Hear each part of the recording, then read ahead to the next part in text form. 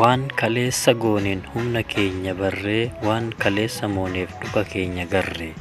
utoo gariin jiilee nu jalatti dheessuu utoo achi ilaalee gariin nu jabeessuu utoo akka leencaatti nu sodaatu ormii walirratti duulee korma dhiibee kormi ijoollee abdan walitti alagoomtee dugda waliif laannaan garaan nu madooftee utoo hojii kaanii kaan keessatti arginu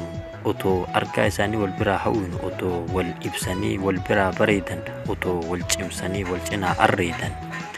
bakka eegnee dhabne hamilee cabneerraa waan kaafnuuf waan dhiifnu waan goonu dhabneerraa jarri walii gallaan galli keennan jiru jarri walii mallaan malli keennan jiru utoo gaditti eegnuu garanaan nu dhuftee nu liqimsaniiru jarana nu dhumtee jedhaa otoo gungumu gariin yaadaan kufee jara teenna gaarii jaariin irra dhufee jibbaa gajafsiisee ibidda wal diddaa jidduutti qabsiisee gariin dhugaa dabe sirreessuuf rakkata gariin nama dhugaa xureessuuf rakkata kun waan isaa gale adii hima biyyaa kun waan isaan galle afaan bane iyyaa ergasii jaalalli walirraa fagaatee akka ta'u dhiiftee akkan taane taatee dhiirran fagoon eegnu dhiyootti wal dhaban jechaan wal madeessaa wal dhiibuu jalqaban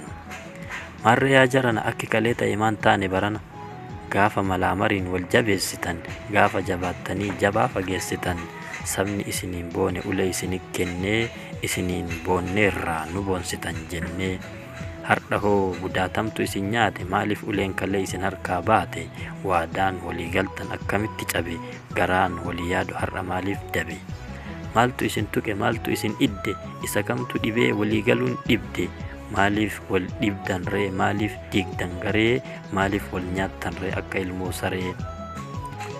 silaa badaa jenna baddanii nuun badduu yoo balleessine eenyullee nuun gadduu silaa citaa jenna cittanii nuun cittuu gargar nu cirtanii qiletti nuun lixxu isin gogsuu irra rifannee abaarree takka isin gorsina isinitti xaarree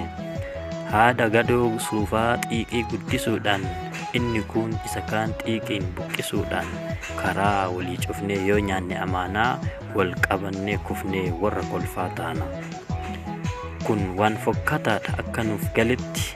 eessallee hin geettani tokkummaan maletti jedhee kan amanu aarus aarii obsaa miidhamus miidhamee of keessatti dhossaa ummata abdatee rakkoo galus galee ummataaf rakkatee rakkoo fura malee waan argaa dhageettiif namarraa fokkisu guddaan akka ijoollee walitti hin qoxxisu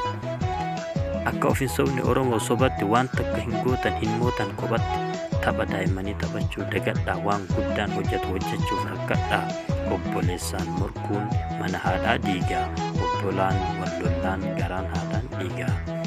waliigalaa jenne yoo kasinii galuu diddan sabni dafee mala ofii haa malu